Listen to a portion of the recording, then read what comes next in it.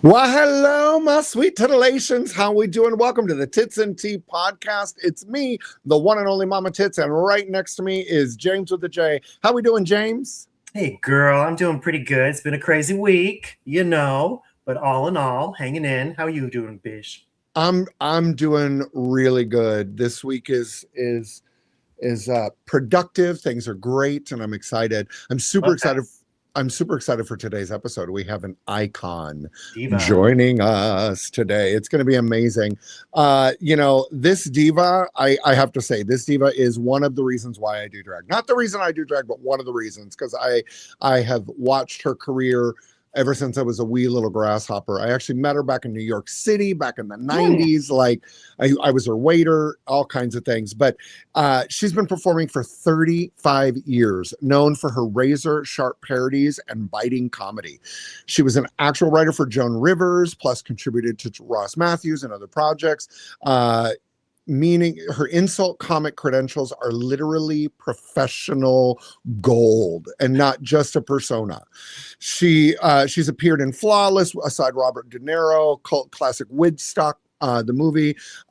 She's a regular in LA Magazine columnist, member of the drag parody group The Golden Girls Live, and she also is part of the Jurassic Drag Tour.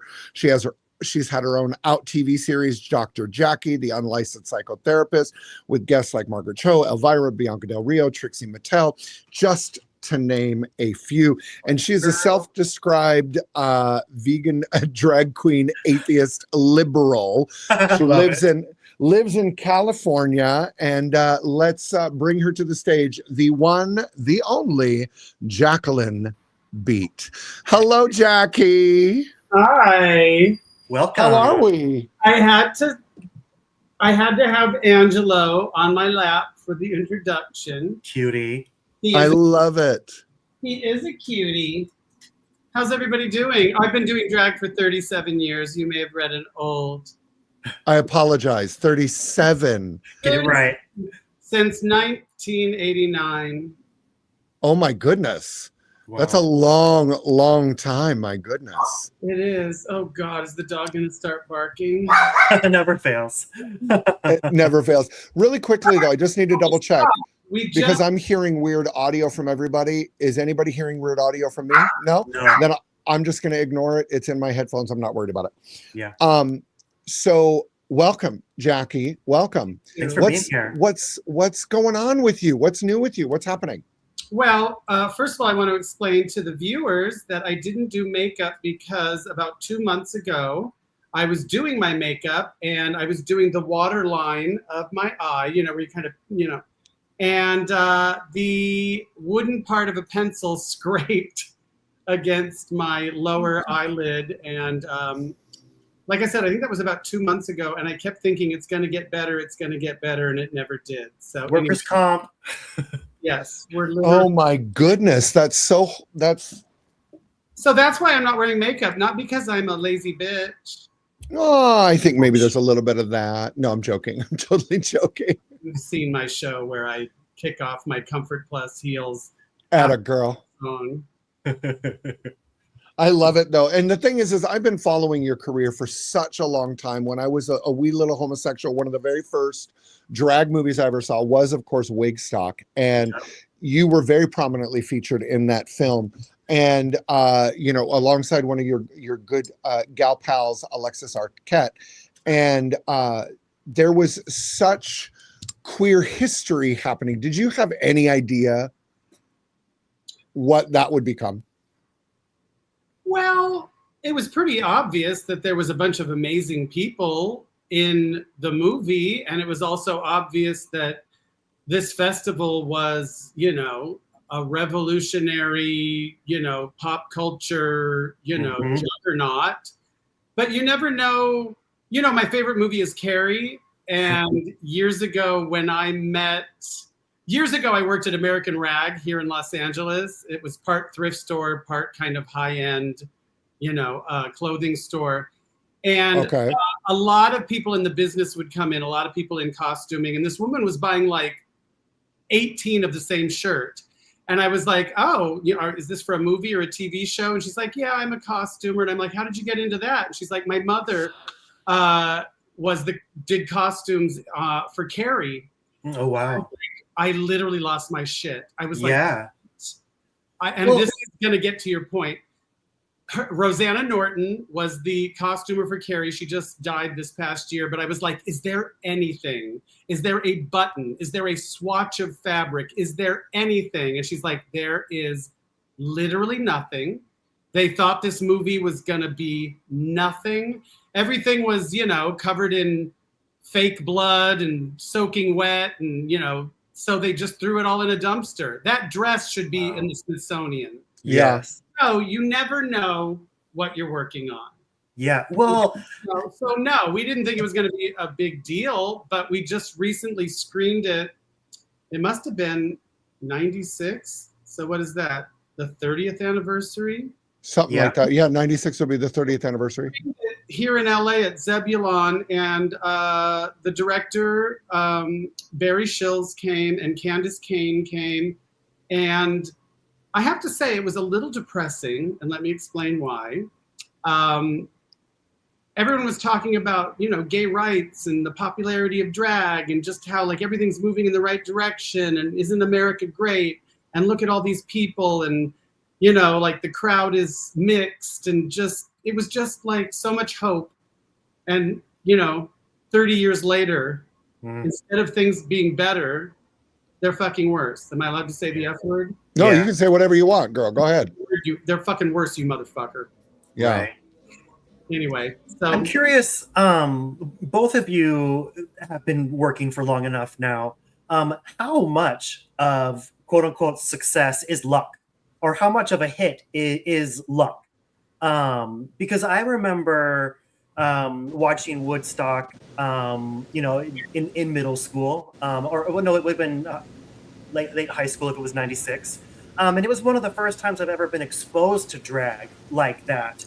Back then, and queer people on that scale, other than Madonna's Truth or Dare, I wasn't seeing, gay people being gay anywhere. And so, that was, I was on the other side of the country from where Woodstock took place, and I would have only seen it by renting the video, so how much of reach, how much of a hit is just kind of luck, and I guess longevity, right?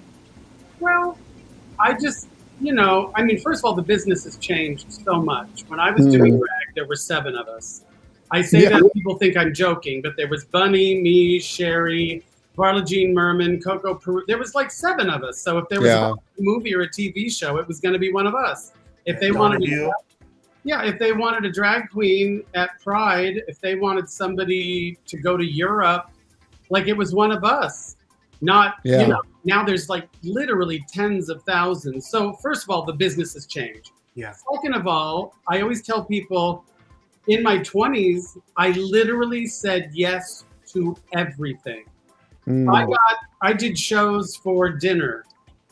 I did things for free. You just have to say yes to everything because you just never know.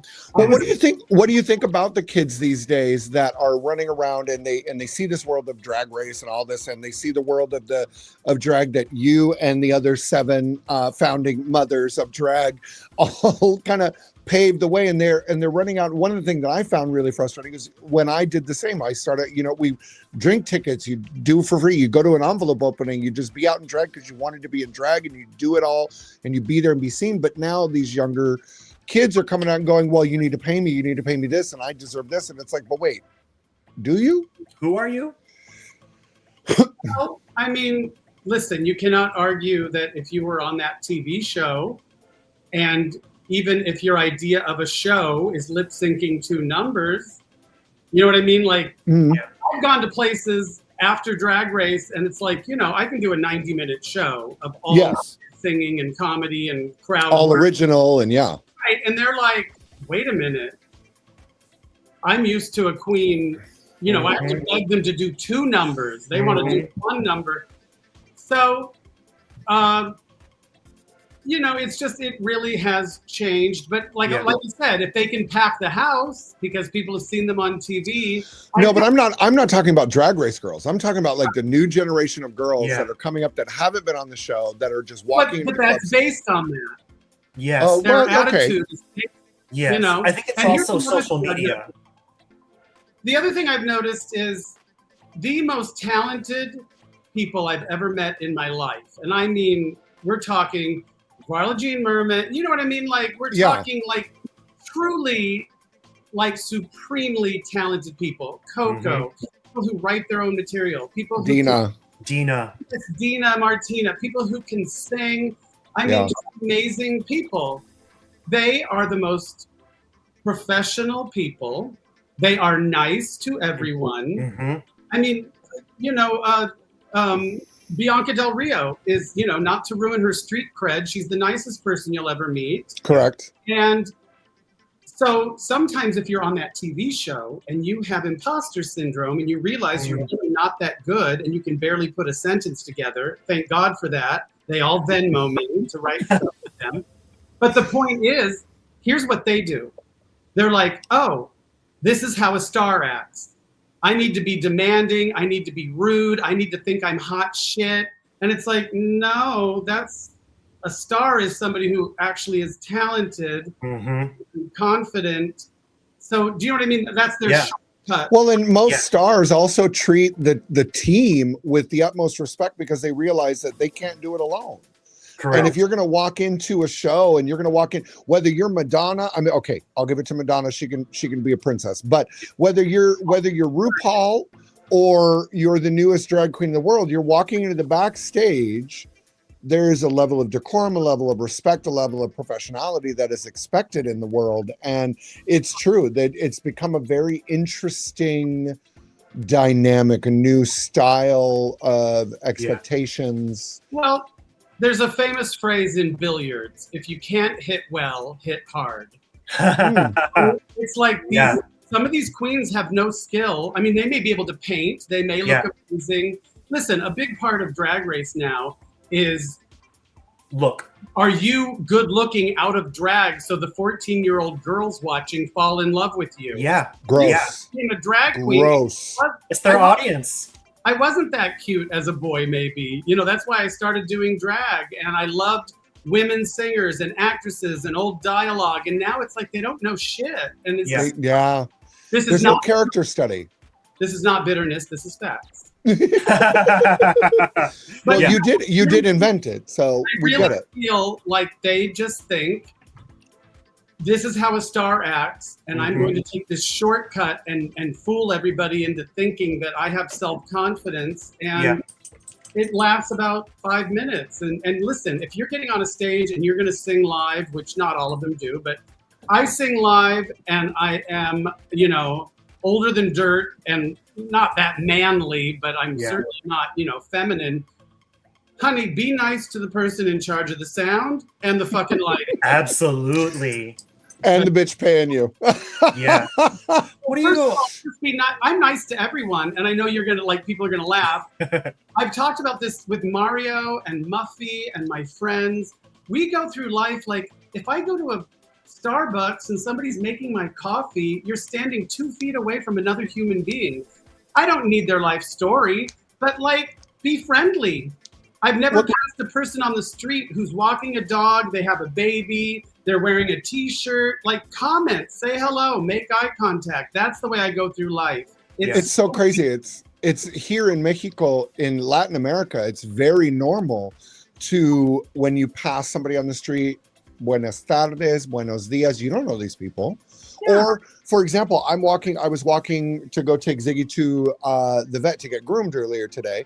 And I was walking by and these restaurant workers were setting up Pancho's Tacos. And they chop all the onions, they get everything ready for the day. But then they take a break and they all sit down and eat.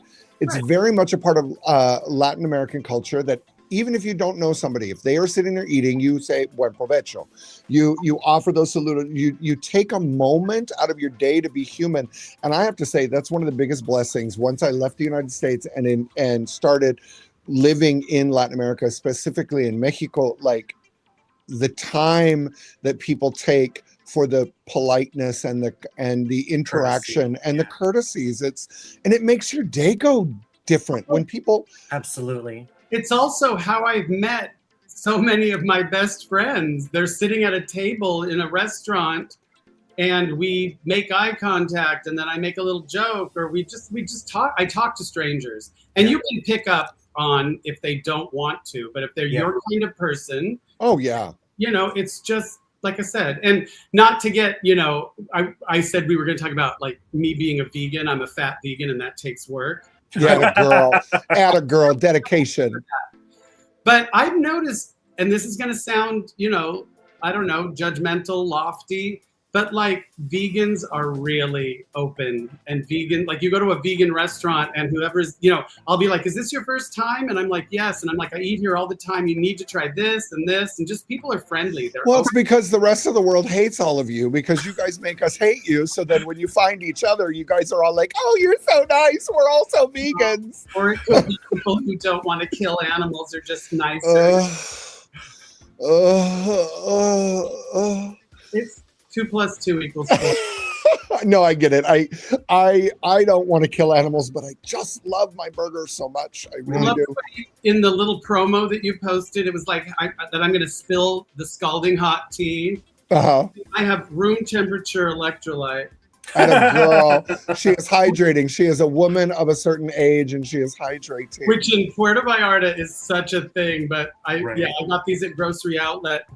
I got a flu shot day before yesterday, and I woke up yesterday like thinking I was dead. Dying. Oof. But I feel today. My partner got sick the other day. He started getting congestion and had some things, and he was down all week. He actually just popped into the podcast studio. He's just off screen here. He just popped in to say hi. As long as he's off screen. Yeah, no, he's gorgeous, though. I'll tell you, if he popped on screen, y'all would be thankful. I'd be off screen. Pretty man. So, yes, we've talked a little bit about drag and everything, but we should talk about the biggest drag queen in the room. Is the one that just passed 2 days ago. We should really pay respects to Dolly. And I'll tell you, I don't usually get choked up over celebrities. I started bawling after a couple videos came through, and there was some old clips of Dolly and just her talking. Yeah. And the way that she spoke to people. Yes. And the one thing is like, and I noticed that even people were talking about it, like in America, it doesn't matter if you're Republican or you're Democrat or you're independent or you're this religion or that religion, whatever. Dolly was something that everybody was like, oh, Dolly? Oh, we love Dolly. I also really appreciated, there were so many people of color posting like tributes and saying that they adored her. Everybody loves Dolly Parton. I went to a Dolly Parton concert. It was all rednecks and gay people. I love this. Well, LGBT, because there was lots of trans people. There were, but when she's always been such a good advocate. And everybody got along. And I was like, she needs to be president because everybody will get along with Dolly. I would love to dissect this a little bit. Like, because I mean, if you break it down, people loved her because she was a nice person who respected everybody and treated everybody with respect. So if they admire that in her, why aren't they living that in their lives? Like, why is such a disconnect? These people don't have some of these people, I'm just going to say, MAGA people don't have two brain cells to rub together. So that is logical and it would make sense. Allegedly. Why do people who want to force, who want to make abortion illegal under any circumstances, if you're raped, if the baby is inside you, it doesn't matter. You need to, give birth to that baby at, it's disgusting. It is disgusting. Why do those people who claim to be pro-life not give a flying fuck about the child the moment it's born? Right. No free lunch, no vaccines. We don't. But Dolly was one of those people that would go around and do it quietly. Like there are people that if you didn't live in Appalachia in the area around, you may not have known some of the other things that she did. And she was the book lady for a lot of people. She would get books out in the communities and get people into dreaming. She would seed projects, and she didn't need the recognition. Correct. And the thing I really loved about her was anytime you would try and corner her politically or anything, she would play really ditzy. and kind of always circle it back to, well, I don't know much about that, but what I do know is about being a good person. And she always oversimplified it. And I think that was something that really resonated to a lot of people. I mean, to be fair, she usually said, I clearly, obviously have my own opinions. Of course. But I keep them just that. I keep them to myself. So I don't feel like she really played dumb per se. She just never went there. But her actions always spoke louder than words. It would take you 30 seconds to Google what she truly believed in. And she did support LGBTQ+. She supported Black Lives Matter. Yep. She supports everything you're supposed to support. So as long as you support and put your money into all of that with your entire... When she could have been a billionaire, but she wasn't. Yeah, I love how people are pointing that out now. She gave it all away. Those are the only people that I will accept them not making a statement, because she's making it in a different way. She's putting her money where her mouth is. She puts her money where her mouth is, Exactly. And we also... We glossed over my joke that she said all of that with her full chest. Right? Big ass chest. Well, and that's the thing. I loved it. She was like, if I would have been born gay, I'd have been a drag queen. Like, and she was in drag every day of her life. She loved living in drag. I mean, her world of wigs and big hair. I mean, of course, now for those viewers that are looking, going, wait, what is this hair? This is legacy hair. This I actually bought off of that chick right there, because she didn't want to take it home, so she didn't want to fit it in her luggage. So I bought it off her sweaty ass head, and and it's legacy. But I wanted to put on some big hair because of Miss Dolly. When I tour with my holiday show, sometimes at the very last holiday show, I will be like, who wants this wig? I love you. Cough up some money. The tour is over. I love it. I love that too. How incredible would it be? And I know it's probably not going to happen, and I love her regardless, and I love her, and I believe her. But how incredible would it be if all of a sudden there was a statement that she asked to be read only after her death, and it was that she and Judy Ogle were lovers for 30-some years. And girl, okay, I wasn't going to talk about this, but now I have to talk about this because I'm sorry, Dolly's one of us. Yeah. Dolly's one of us, and the only reason why I say it is because Lily Tomlin told me herself. Lily Tomlin told me one day, we were backstage at an event, and she was just like, she will never come out. It's not a thing. She loves Carl. Carl was a love of her life, but it wasn't her lover. And her lover was her woman companion, who was always at her side. As crass as this sounds, if Dolly never ate pussy once in her life, and I will leave that, for the historians, she still was one of us. Right.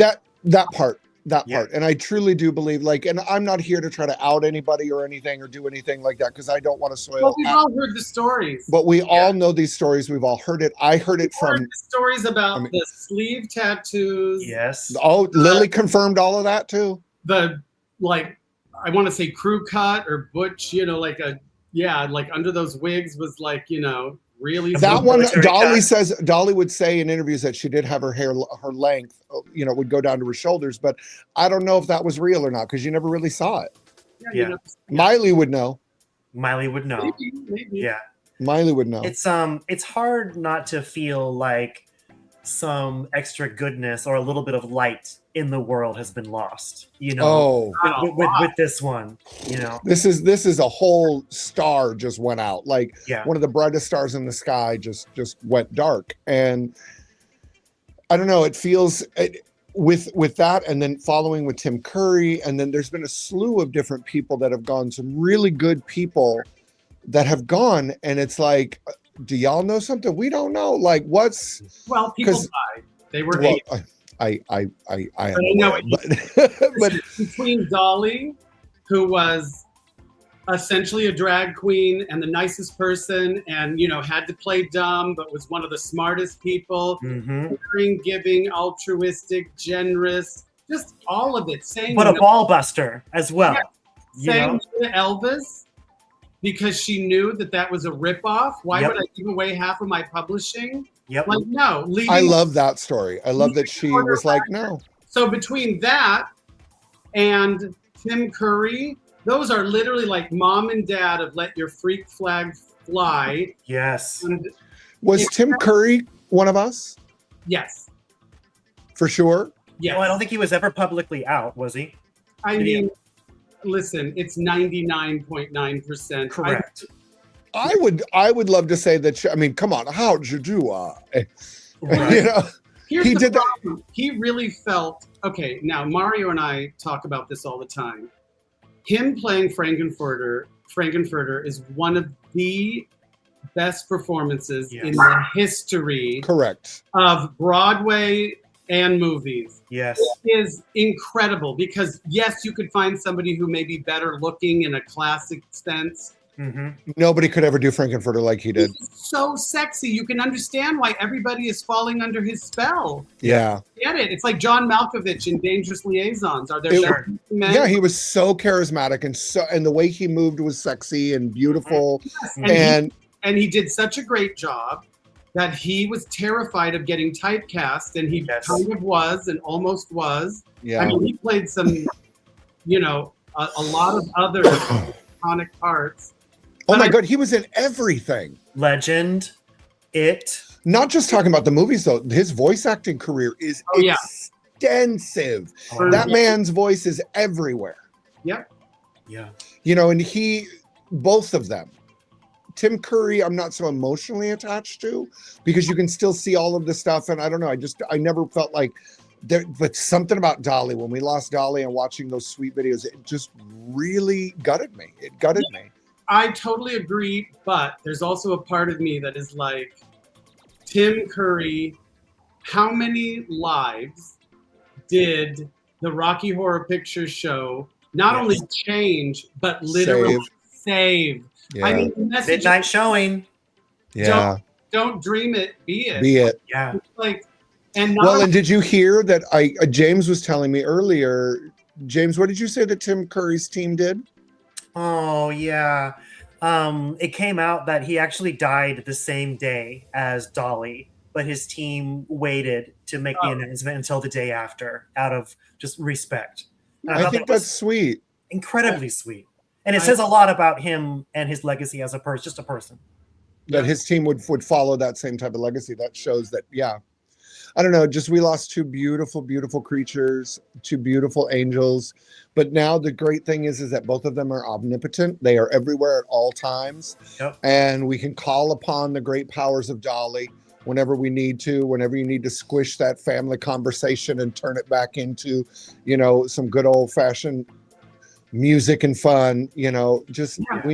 I think we need to pull on the Dolly power a little bit more in this world these days. one of the posts I did after she died, and I felt like, should I do this? I said, always remember and never forget that Dolly was,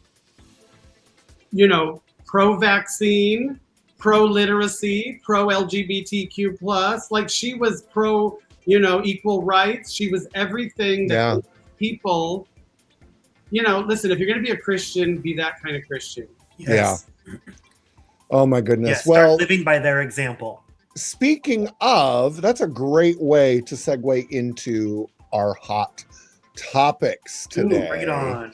Yeah. So let's see. I love Stop It Hot Topic. Yes, hot topics. So log cabin Republicans just dropped the T from their mission as in LGBTQ. They just dropped it. The board of log cabin Republicans, the nation's largest gay conservative advocacy group, which that in and of itself is an oxymoron, voted to drop Wait a minute. A Nazi moron? Nazi moron, I love you. Yes. They voted to drop their transgender advocacy from its mission entirely, reversing its 2015 decision to include it. President Ross Herminger, whatever the hell his name is, wrote in town hall op-ed. Ross Hitler. The new era of gender identity politics is not the movement we supported or fought for, citing blah, blah, blah, blah, blah. HRC spokesperson Daphne Luneau fired back, says it's news to us that they ever pretended to care about the T, splitting up the LGBTQ community and putting us against each other. So what do you think about this? Wait. It's not what they fought for? They haven't fought for anything. Thank you. When have the log cabin Republicans done anything? Huge, throbbing, sweaty fuck you to these self-hating log cabin Republicans. Mhm. They can go fuck themselves. This Well, I reminds don't me of the understand scene- this. How do you become a log cabin Republican? Like, that just sounds weird and fetishy, and I mean, I don't get it. I don't get it. There's a reason. There's a reason Grindr shuts down every time there's a Republican convention, right? The sheer amount of internalized homophobia is driving them bonkers, crazy. Yeah, Yeah, I mean, no, it's heterosexuality is nothing to aspire to. oh We should god, no. romanticize it. No. And there's a scene in Flawless with Robert De Niro I and love that movie. where they're saying, we're not going to have any parade floats this year. And one of the queens says, you're doing that because you think we won't march in the parade in our heels, but I will march from Titicaca and back. Yep. And it's just, I'm so sick of these people like, you're not the right kind of gay. Yes. Well, Well, and this also let's also call out the revisionist history here, right? Because our trans siblings have been with us from the beginning, and fighting alongside gay men and lesbian women and everybody in the queer community. There is no such thing as trans not being involved or a part of it from the very beginning. It's just the moment it gets messy, the moment that it becomes what it's very. Listen, I know that this is a slippery slope. Mm-hmm. It is like a lot of racial arguments. Like yes. oh well, they're one of the good ones. It's like, people have a culture, and I have done drag shows where people have been shocked by the politics or the how dirty the songs are. So every once in a while I'll be like, you guys do not forget, do not get it twisted. Underneath this character, underneath this clown that you're using to escape from your miserable life is a gay man. Yeah. Who lived through the AIDS crisis and who went to all of these, protests so people could walk down the street holding hands and same-sex marriage, all of it. I'm a person. That's why these fat ass fucking old straight white men who, sit on the couch, eating their fucking chicken wings, watching these amazing black athletes. Like, this is a human being. So one of them takes a knee to silently and respectfully and reverently call attention to the fact that members of their community are being murdered by police. And you're just like, oh, don't get political. Shut up and throw the ball. Yeah. I don't want to hear it now either, because now that we have this string of lynchings that is happening across the South no right one's now, talking about and nobody's saying shit. No, and the police departments are saying, "Oh, it's just suicide." Black people do not hang themselves in a tree ever.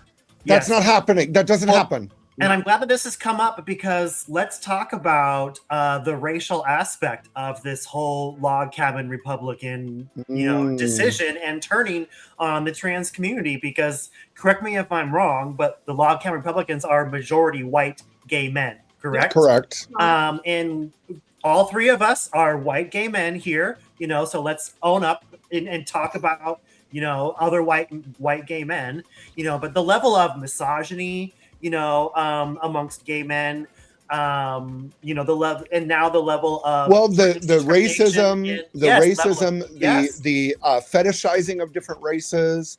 Yes, white men are the problem. Oh, well, my God, yes.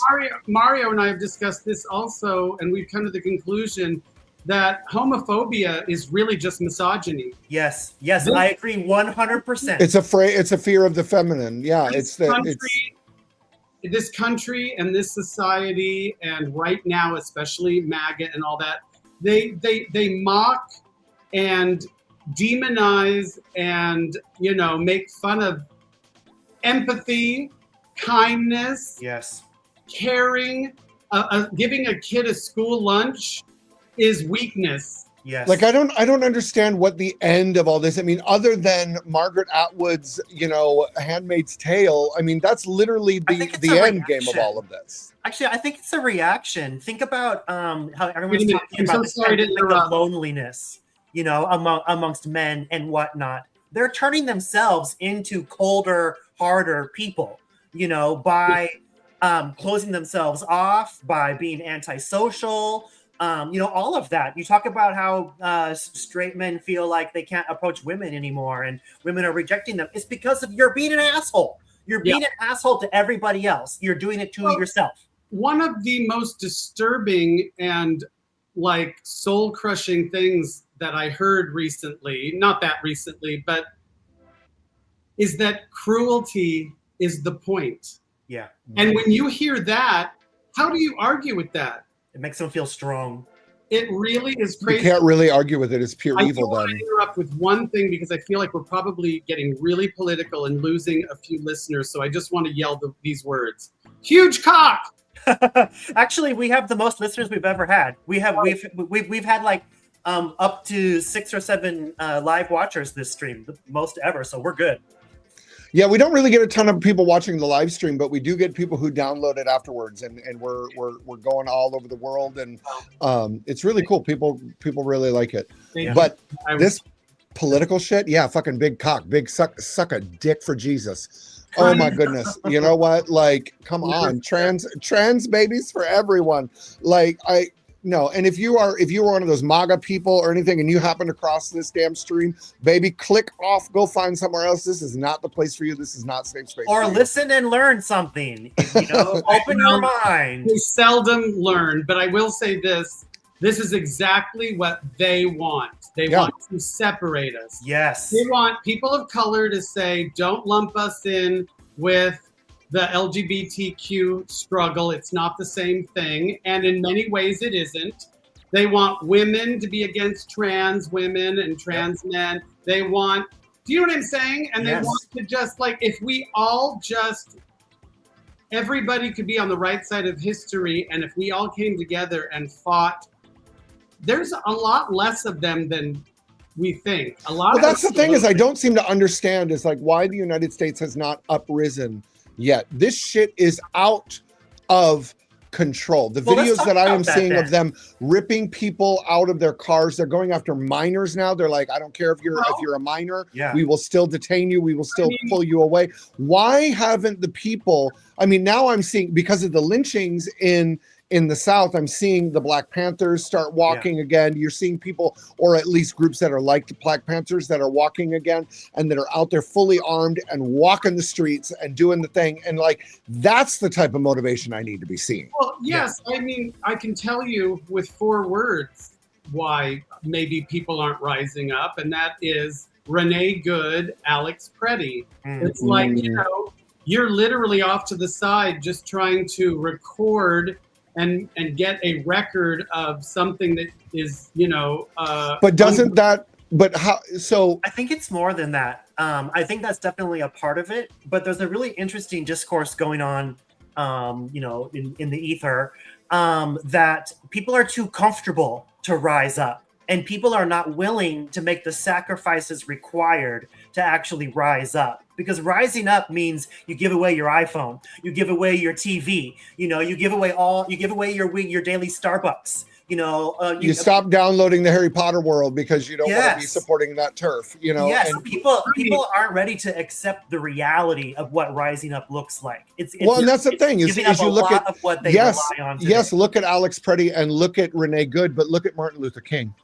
Yes. No, I know, but I'm just saying when they say that they're going to, when you have troops in the streets. Oh, yeah. Like, But this is why I'm like, but this is the part where I'm like, this is what the Second Amendment is for. Yeah.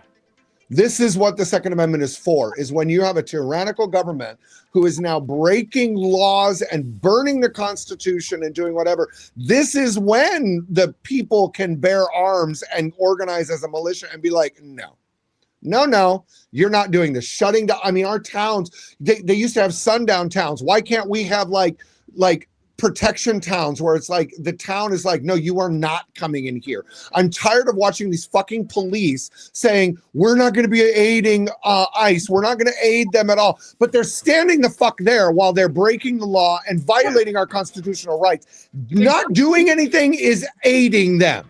Yes, and you have these people that are pretending they're not going to vote for Todd Blanche and these horrible, candidates for these jobs, and they always get in no matter what. Listen, I think Lindsey Graham's fucking sister. Right. Oh my Are God. you kidding me?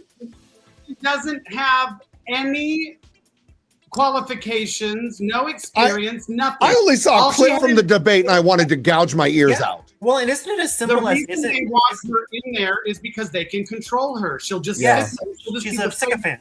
Yeah. Well, Right. and unfortunately, I ripped my leg open on an escalator, 4.5 yeah. months. Oh my God. I mean, sliced it open. It was horrible. I thought I was going to die. So wait, what happened? You were in an escalator horsing around? You were just walking? What happened? I wasn't horsing around. We had just finished shopping, and I'm on an escalator holding shopping bags, and we're going down. And the moment I step on, almost immediately, I felt something drag against the side of my calf.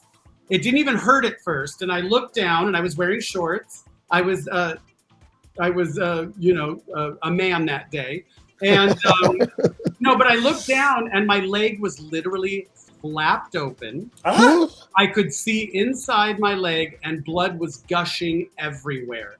Anyway, I thought, I'm going to die. I'm going to bleed to death right here and now. There was a piece New of Final Destination, fear unlocked. So there was a piece of metal like bent out, literally like a deli slicer. Oh my God. And that sheet metal is so sharp. Yes, it was unbelievable. So anyway, here's my point. And I when I finally got to, I got all stitched up. I went to the emergency room. It took hours to clean it. It took even, more time to stitch it up.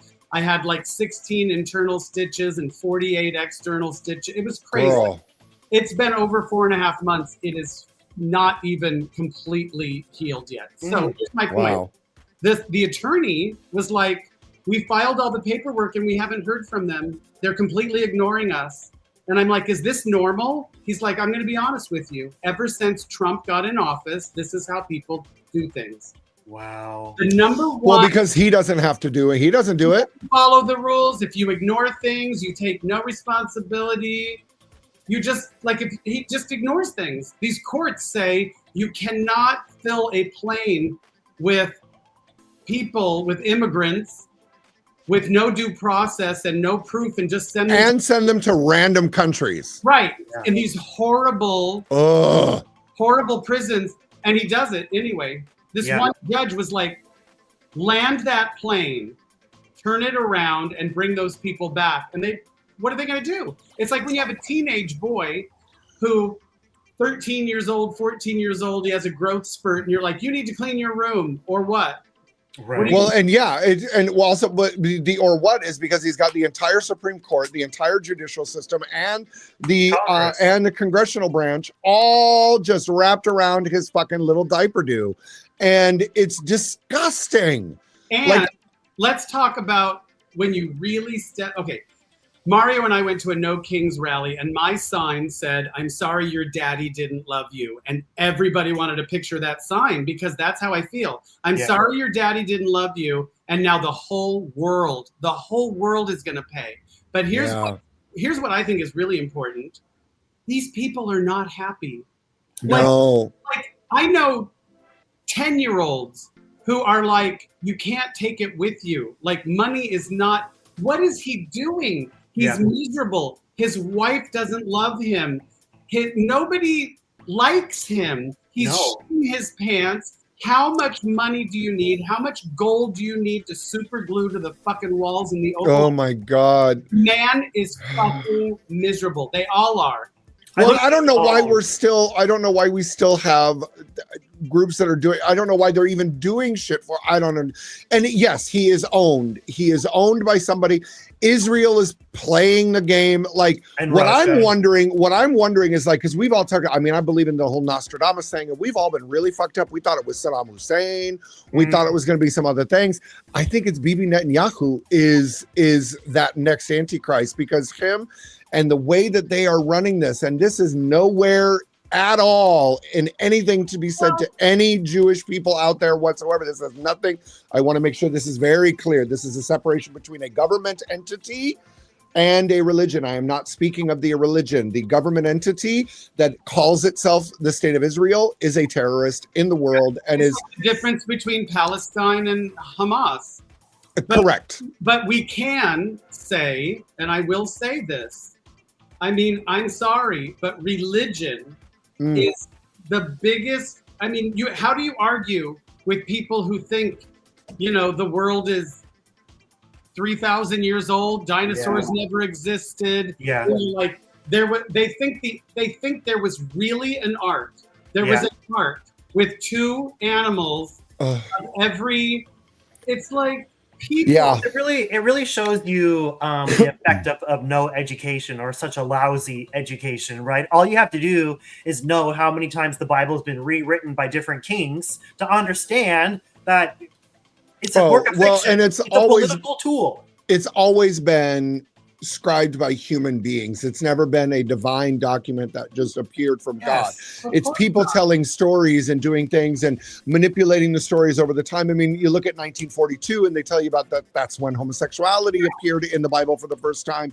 And it was because they used it to create power structure and to move the masses in whatever way they wanted to. And they purposely mistranslated words. Correct. That's the whole point of religion and religious texts, is to control the people from the very beginning. Masses through, fear. It's that's why it upsets me when certain segments of the population buy into it. It's like, oh, your life is shitty, but there is nothing that will convince me that an organization that killed children en masse in so-called schools knows anything about being holy or sacred or good in any way. Like, it's this real. Constant, this Zionistic movement that is happening, that is with the State of Israel. Yeah. And it is a bastardized version. I mean, you have Hasidic Jews who are like, this is not what we should be doing. This, we do not, there are Hasidic Jews that say we should not be in Israel. There should not be. They have not been given I don't subscribe to the religion, so I don't know all the details, but from what I've seen is I've told that they have not gotten the signal yet to return, so they should not be returning. And so I find it really fucked up that we are in 2026 and there are evil powers that be that are using religion, and they're hiding behind this religion, because the Jewish people are an amazing religion, amazing group of people, amazing contributions, wonderful human beings. This State of Israel is hijacking and hiding behind the Star of David and hiding behind all of this and using human shields while accusing everybody else of doing it. But it's like every accusation is a confession. And it's so wild to see how quickly our eyes have opened. Like just 10 years ago, people weren't talking. Nobody really worried about AIPAC or any of that stuff. We weren't really worried about. Nobody really realized how much power Israel had. It wasn't a thing. It was running underground. It was kind of doing its little machining. We didn't realize the corruption that was happening. Some people did realize there was more corruption going on, but it wasn't as such widespread. But in these last years, I've watched it just explode, and our eyes have opened, and now I can't go back. Right. Like, what do you do with this? There's no going back to this. So how do we go forward in this? Well, under the grace of Madonna. Amen. Praise Madonna. There's just way too many fearful, God-fearing, which I think is the weirdest phrase ever. There are just too many hateful, racist, God-fearing, religious people It just makes no sense. It's like if you are a true and I'm just gonna focus on what I think is one of the most problematic religions. Be a real Christian. Ugh. You're gonna follow the teachings of Christ. Then you should be out there feeding the homeless. You should be out there helping you should be making sure that anybody who's unhoused, anybody who doesn't have food, anybody, if there is a person struggling on the street that smells bad and looks scary and whatnot, you should invite them into your home and you should give them food, give them a shower. Like if you're going to be that I am a good Christian, then baby, you got some work to do. Well, and I think part of it is somehow people have evolved into like, well, they can pick and choose what they're going to follow as part of their religion. It's not a buffet, baby. No. If you're gonna subscribe to this and embrace it, then it's everything or nothing. All or nothing, the good and the bad, and that's what you're accepting. Well, and that's why I kind of like this whole idea of going on. Go ahead, Jackie. We're going to say something. Oh no! I just agree. I am, part of me is almost like the red card, blue card team, where it's like, fine, we'll have two governments, red card government, blue card government. If you voted for, healthcare and, a more socialistic thing, you get a blue card. And if you want those services, show your blue card. And you go in, you get your mail, you get your healthcare, you get everything. But if you're a red card, then you don't get to go into those businesses that are run by the blue card people. You don't get access to the blue card. That would change things breakthroughs. real quick. Girl, watch them all change the blue cards real quick. Yeah. Well, my friend Muffy, she's like, we need to just cut this country down the middle.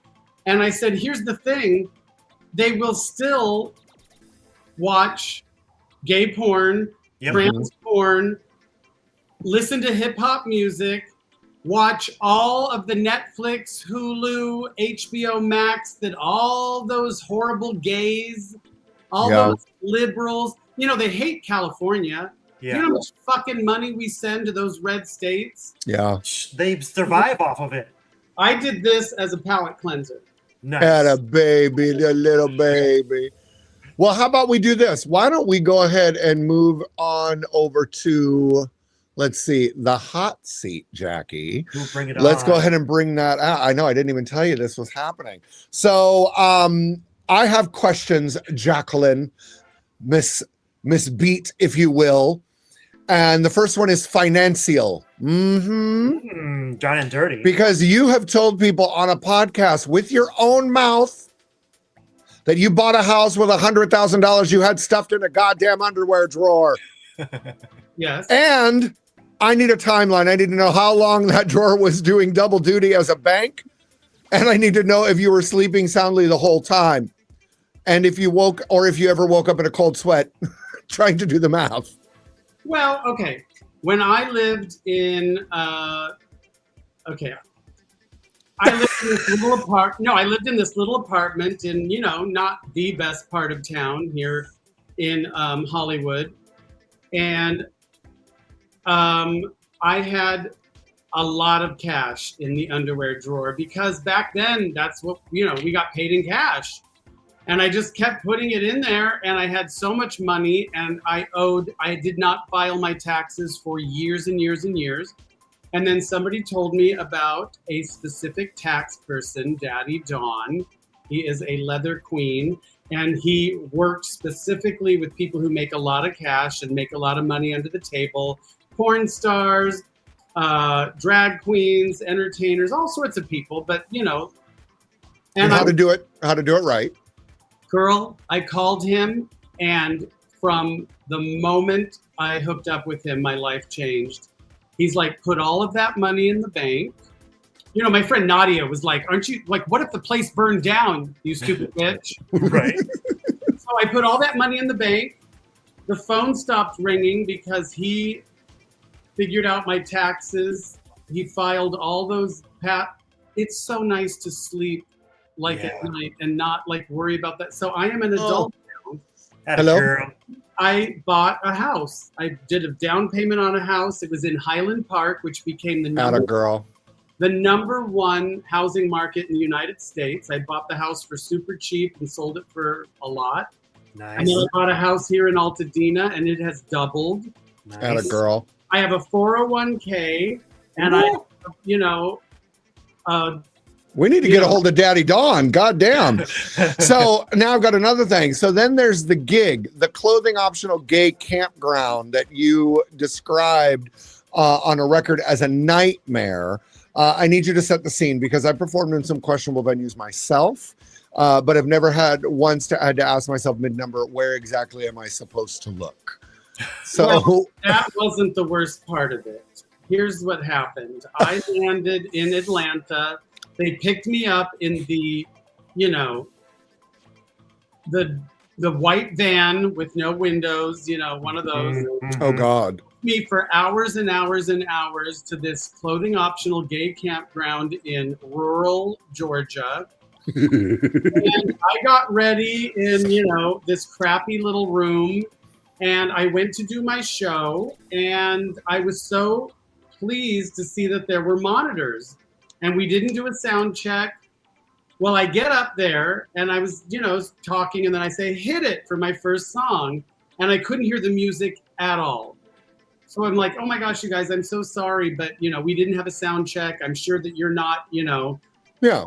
I said, I'm sure you're not, you know, that hung up on things since your meat and potatoes are right in my face. And it's always, you know, the people who really you don't want to see. Anyway. Girl, I was trying to make it work, and I was trying to make a joke about it. And they started yelling like, this is New York?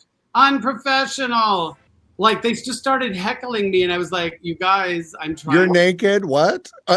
I'm like, I'm trying to make this work. And you don't control the sound. Well, I said I'm not lip syncing, you know. Yeah, I have to sing. I sing songs, and this is, you know.